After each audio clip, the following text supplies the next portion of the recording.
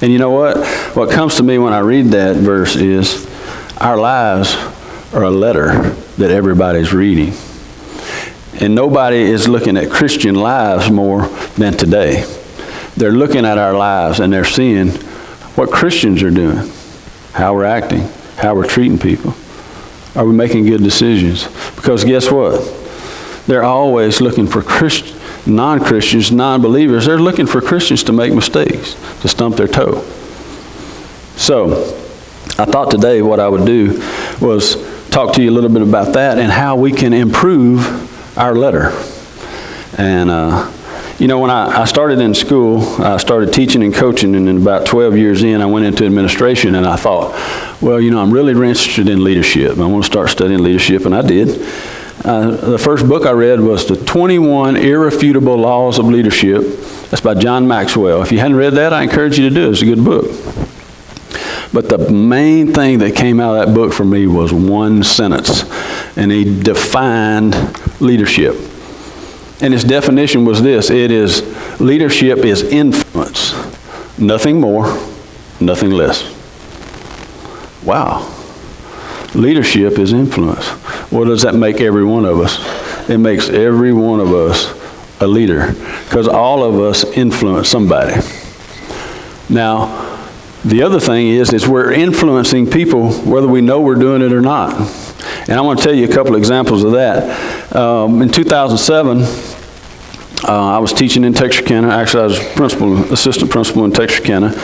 I got a job offer in Carthage, so family and I made the decision. We went to Carthage. I became assistant principal at Carthage High School. Stayed there about 3 years. After that, I think it was 2010, I became the principal at the intermediate school there in Carthage. Did that for about 6 years. Then went to the high school as the principal. So when I became the high school principal, all those kids, I was their principal when they from intermediate school, including my own 2 children. They were so excited that I was coming to be their principal again, all of them. Well, so we were having some kind of event. It was like the day before school started or the week before, whatever it was. And my assistant principal standing by me, and this lady comes to me and she said, "Mr. Harris, we are so excited about you being the principal at Carthage High School. When Susie had you as the principal at the intermediate school, you were so good to her. She had that trouble. You helped her out. And she was having trouble coming to the 9th grade, but she heard you were going to be the principal, so she's so excited." I went, "Hey, that's awesome. I'm so excited. Hey, tell Susie I'll see her on Monday." Well, I look at my assistant. He looks at me and he said, "You have no idea who that is, do you?" I went, "I have no idea who that is, nor did I know who Susie was." Thank goodness I was nice to Susie and his mother. But guess what else happened? Not a week later, we start school, and already having a little bit of a discipline problem, so I have to call a parent. And when I called that parent, I said, "Hey, little Johnny has messed up in school." She said, "I'll be right there." I went, "Okay." What seemed like 5 seconds, probably a little longer than that, but she's in my office, and she's putting her finger on my desk saying, "This is not going to happen. We're not going through this again. You didn't like little Johnny when he was in intermediate school, and you don't like him now." Same situation. I had no idea who little Johnny was or who that was. But apparently, I had done something in intermediate school where that parent and that student, I guess I treated them bad. That made me that scenario made me very aware of how I treat kids from that point forward, because I realized at that point, people are watching. They're watching everything you say and everything you do. I guess I already knew that, but that really brought it to the forefront. So, I started studying leadership, and I started thinking about this, and then I started reading this verse about your life is a letter, and everybody's watching you. So I thought what we would do today is we would study 3 ways that we can make sure that our life letter is pleasing to God. Because that's what we're here for as Christians. We want to reflect and we want to honor God with our words, with our lives, with all we do. We want to honor God. So how can we do that? Well, I'm going to give you 3 ways. Now, these are earth-shattering, I'm telling you. When you hear them, you're probably going to fall out of your seat and think you've never heard anything like that. So the first one, and before I tell you what this is, I got this from Lou Holtz when I was studying leadership. I listened to Lou Holtz a lot. I loved to listen to Lou Holtz speak. And this was the plan that he used with his team. And this is also the plan that I used as my motto when I was a principal. And I'm telling you, it's earth-shattering. Let me give you the first one. It's do what's right. See, I told you it was going to be earth-shattering and you're going to fall out of your seat. Do what's right. Well, we already know that as Christians, don't we? We know to do what's right. Well, here's what the Bible tells us. I bet you didn't know this. How many of you, Christians, have ever thought, man, I wish I knew what God's will was for my life. I hope I'm in God's will. I hope I'm doing what God's will tells me to do. Well, listen to 2 Peter 2:15. It says this, for such is the will of God that by doing right, you silence the ignorance of foolish people. Did you know if you want to do the will of God, do what's right. Do what's right. James 4:17 says this, therefore, to one who knows the right thing to do and does not do it, to him it is sin. If you know what's right and you don't do it, that's a sin. Proverbs 21:3 says, to do righteousness and justice is desired by the Lord more than sacrifice. You know, Christians don't struggle too much on the big decisions and there's a clear-cut right or wrong. We're usually pretty good at that. We can figure out, well, that's right and that's wrong. We'll go with what's right. How many of you have to make decisions where that distinction between right and wrong is not so big? It's right there close. Do we pick what's right? Do we pick what's right every time? Because guess what? If you start veering off the standard just a little bit and not doing what's right, and you continue to do that, it's a lot easier to keep veering off that standard. And guess what happens to your letter that people are reading? It doesn't reflect the glory of God.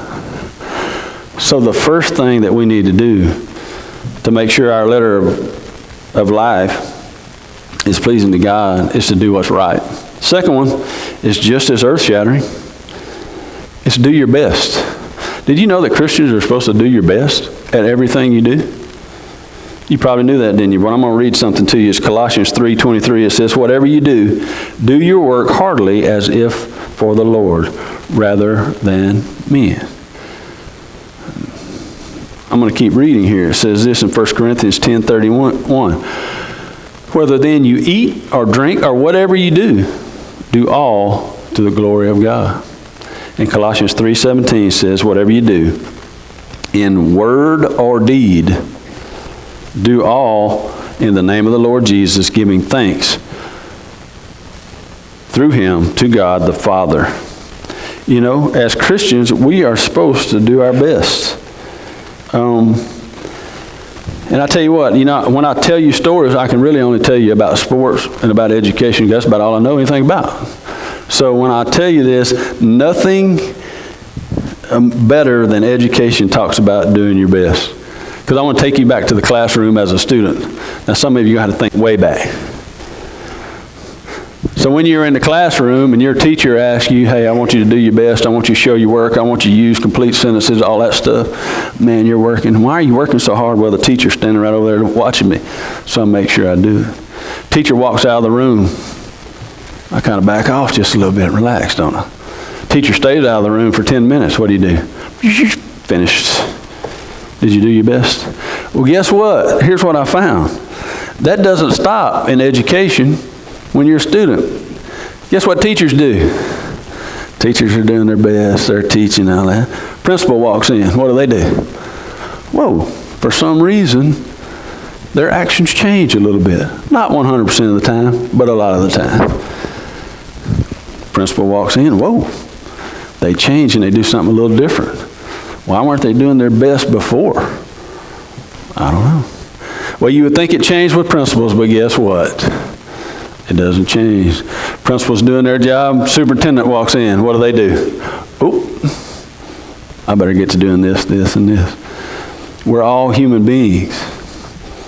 We're all human beings. You know, I'm going to tell you this thing. This is 100% of happens in education. If you've ever been a principal, I don't know if any of you have been in here, but this is the truth. First conversation the principal has when he gets a job, he has a conversation with his secretary, and he says, "Secretary, I need you to do one thing for me. If that superintendent walks on this campus, you got to let me know." That's the number one conversation. So when I went to Carthage High School, I inherited a very seasoned secretary, nicest lady ever. I love her to death. So I was just kind of messing with her, and I had this conversation. I said, "Now, if the superintendent comes on campus, I need to know." So I said, "You can send me some kind of code or something. You can say like the eagle has landed or something special like that." Well, I was just kidding. Well, you can imagine I'm in the hall one day and I get a text message and it says, "The eagle has landed." And I thought, that's awesome. And that was our code. But why does our behavior change in our workforce when our bosses come by? What if we went to work every day and our goal that day was to please Jesus?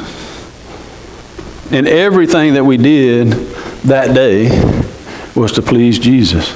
Well, my goodness, I can tell you right now, I'll be a much better teacher, coach, principal, all the other things that I've done. I'd have been much better if that would have been my goal.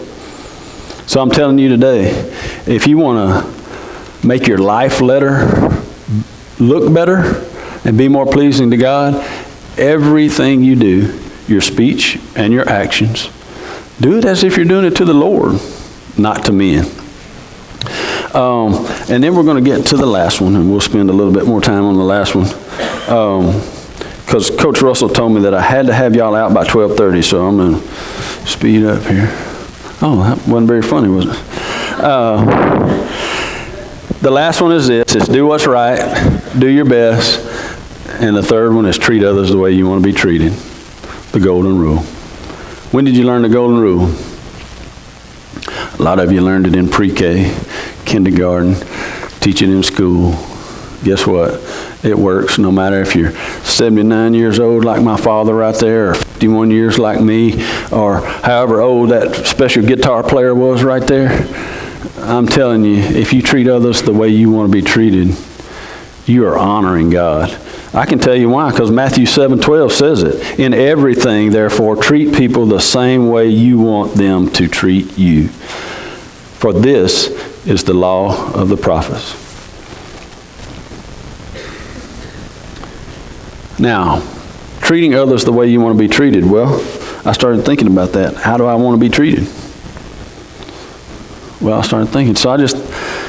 There are hundreds of people, maybe even thousands of people that have been through my life that have done kind deeds for me, that have said nice words to me and that. So I couldn't really come up and tell you all the stories. So I started thinking, and it was amazing the couple of things that popped into my head, and I want to share them with you.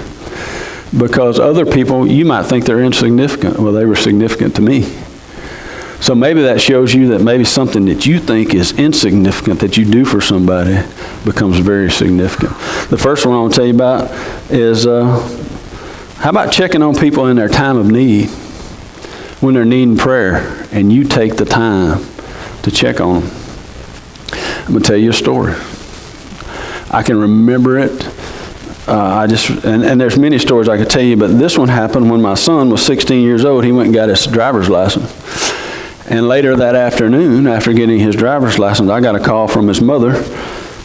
That's my wife, Brianne. She calls me and she says, "Our son has had a wreck." Well, of course, the first thing I ask, is he okay? Everybody okay? Anybody hurt? And she assured me that nobody hurt. But he was pulling out into Highway 59, so you can imagine how dangerous that can be. And he got pulled out in front of somebody and got hit, and he was in the median. Thank goodness it was a divided highway at that time. So I was so really just overwhelmed with thankfulness and all that for a little while. And then you know what set in. I was not so happy with my son one day into his driving career, or no days into his driving career. So I get there, and Brianne knows me, so she kind of calms me down. But anyway, where this accident happened, there was a good friend of ours that worked right across the street. And guess what? After the officer got through, it didn't seem like too long, he shows up We're standing in the median of Highway 59. 18-wheelers are just buzzing by left and right. And he's telling me how blessed I am, how thankful I should be. I mean, he just goes on and on how the Lord has protected us. And he's right. And then he did this. He said, can I pray for y'all? So right there in Highway 59, in the median, it was about this time of year. The grass is deep. We are holding hands praying. And Brandon prayed for us that day in the middle of Highway 59 and thanked the Lord for protecting my family. Wow. I should do that for somebody else, shouldn't I? Because I still remember it today. You treat others as you want to be treated. Guess what you think I read when I look at Brandon's letter? Man, that guy cares about people. Second thing, what about this? I know all of you love to be encouraged. Well, I've had so many people through the years, there's no way I could come up with one story about being encouraged, but I'll just tell you one. I was in business, and this is a business one. I had a boss one time, and she was tough. And she was one of those that you really didn't know if she liked you or didn't like you. You just didn't know. She didn't really, that wasn't her deal. You just went to work and stayed out of the way. Well, anyway, I get this handwritten note from her. And in it, I mean, you know, I've gotten handwritten notes before, but the reason this one stood out is she wrote in there, she said, I really appreciate the way you interact with our students, the way you show them grace. It means a lot to me, and it means a lot to this school district. Well, I didn't know I was showing grace to kids. I was just working. But it meant a lot to me. It was encouraging. And I'm going to give you a little lesson about dealing with people. If you're a boss, if you're a leader, and you have people that work for you, catch them doing something good and brag on them. Because guess what? They'll do that again. Because we're human beings. We like to be bragged on. We like to be encouraged. It also makes you look so much better in their eyes, and now your letter just changed for the better. Also had two gentlemen I worked with in Carthage, older gentlemen. One of them 76 years old. He called me yesterday for no reason other than to check on me and talk to me. And he's on oxygen, and he told me he can't walk any more than 50 yards now. He said, I can't walk 50 yards. I said, well, man, I hope you live about 10 more years. He said, me too, but it's probably about 1 to 3. That's what he told me. He said, but guess what? I'm ready. And he ran the Baptist encampment there in Daniel Springs, right outside of Carthage, Texas, and he brought thousands of young people to the knowledge of Christ. And I was telling him, I said, man, you got some rewards waiting on you in heaven. And he was excited about that. And who else do you talk to about stuff like that? And here's what he told me at the end of the conversation. He told me, I said, well, I want to thank you so much for your friendship. Who does that? When's the last somebody called you and thanked you for their friendship? Well, I should do that a lot. He's modeling the behavior that I should use. And he did that for me. And I have another gentleman that I work with, and I call him my mentor in school. And I didn't learn anything about school from him. But I learned how to encourage people. And I learned what it meant to be nice to people. And I learned all this just because that's just who he is. And he calls me, and let me tell you what he tells me when we hang up the phone. He tells me, he said, now listen, I love you and I love your family. And he said, tell him I said hello. Never do we hang up the phone. This is a 60-something-year-old man that's talking to me. Now that's how you treat people the way you want to be treated. I wish I could tell you a story of how I treat people, but I'm still learning. I'm still learning. And then the last one I want to talk about, when you're talking about treating others the way you want to be treated, is do kind deeds. I don't know if you've heard of Rick Rigsby. He's a teacher at Texas A&M, professor at Texas A&M University. He was also their chaplain for the football team for a long time. Great speaker. We've had him at our school to speak. And he said, he wrote a book called Lessons Learned from a Third Grade Dropout. Well, he's talking about his father. His father made it to the 3rd grade and dropped out of school. But he said he was the most intelligent, smartest guy he'd ever known. And he said the main thing he told me and that he wanted me to learn is kind deeds are never lost. Wow. So I started thinking about some kind deeds. Well, there's thousands of kind deeds that people have done for me, and I'm going to tell you a couple, and these just for some reason came to my brain. And about 1989 or 90, I tore my left knee up and had to have reconstructive knee surgery. So I am in Shreveport, Louisiana, Doctor's Hospital. I think it's September. I don't really remember. Now, don't feel too bad for me. My mom and dad took really good care of me, took me down there, met all of my needs. But guess what? I had no visitors. Nobody came to see me in the hospital, but I didn't even realize nobody came to see me until somebody came to see me. And you know these guys, they're lifelong friends of mine. Sean Wells and Scott Surratt come into my room and came to visit me when I had knee surgery. We were all in college at the time. I don't even know how they knew I had knee surgery. Because we didn't have cell phones or social media at the time. I didn't post it that I was having knee surgery. But guess what? I still remember to this day, I can see those two walking in that hospital room. I have no idea what they said to me. I don't know. I don't know how long they stayed. I just know that I got a visitor. In fact, I got two. And I still talk to those guys. One of them on a daily basis and the other one probably on a weekly basis. I remember what they did for me. What a kind deed. That's how you treat people, the way you want to be treated. And the other thing in the last story, I know I've told a lot of stories, but that's about the only way I know how to talk. This one didn't really involve me. I got to witness this one. Brianne's dad passed away in 2007. We were living in Texarkana. And Brianne's dad was buried in Newton, Texas. And I don't know if any of you ever been to Newton, Texas, but if you plan on going, you're going to need about 4 hours to get there because it's a long way.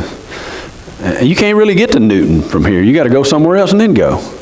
It's just a hard place to get to, but it's a small town in southeast Texas. And I remember we were about to have the service, and we were standing outside, and up drives this red Mustang, comes driving in. And I look, and these two ladies pop out, and they're all fancy. One of them's about 10 months pregnant. I mean, I'm like, it was Brianne's friends from Texarkana, two of her best friends that are her best friends today. They had made that trip from Texarkana to her dad's service, one of them being great with child. Wow. And I just looked at Brianne. I looked at them and I looked at Brianne, and I could just see on her face how much that meant to her. It was just a kind deed to them. It was way more than a kind deed to her. So when you do these things for people, understand that, Rick Rigsby says kind deeds are never lost. Well, sometimes we don't feel like that. You think Sean Wells and Scott Surratt remember coming to see me? There's no way they remember that. But that kind deed is not lost. And these kind deeds that you're doing with folks, and maybe you don't get a thank you, maybe you don't get recognition, guess what? They're not lost. Those kind deeds are not lost. Well, I want to end today because I'm at the end of my time here. This all comes back to 2 Corinthians 3 and 2 as we're writing our life letter. And I gave you 3 simple things, but remember this, when I'm talking to you, I'm really talking to me. All these times that I get up here and speak, and I get way more out of it than you do, and I know that. But I've had a lot of people that have influenced my life over my 51 years, and but none of them have influenced my life more than my mother. And as you know, my mother passed away in January of 2020, and I got up and I spoke about how she influenced my life. And if you didn't hear that, I want to tell you, the reason that she influenced my life was not what she said to me, and she said everything right. She told me she loved me. She told me how good I was. She told me all this stuff, made me feel good. But guess how she influenced me the most? It's the way she lived her life. She modeled the behavior that she wanted for me. I didn't know she was doing it. But when I look back, she modeled the behavior that I want. She modeled the behavior of a Christian. And guess what? When I read her letter, it's honoring to God. And it brings me closer to Him. And that's what challenge is to us as Christians. It is, when somebody reads our letter, does it bring them closer to God? Does it bring them closer to Jesus? Or they're going, wow, I want some of that. If not, hey, maybe we can do these 3 things and get a little better.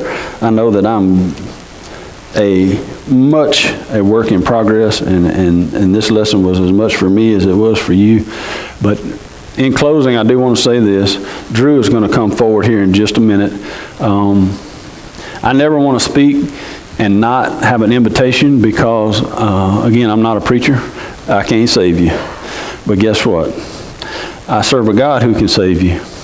And if you are here, and if there's something that was said today, if the Lord has pulled on your heart and you feel like you need to come forward, do that today. Drew is going to be down front, and thank you so much for having me.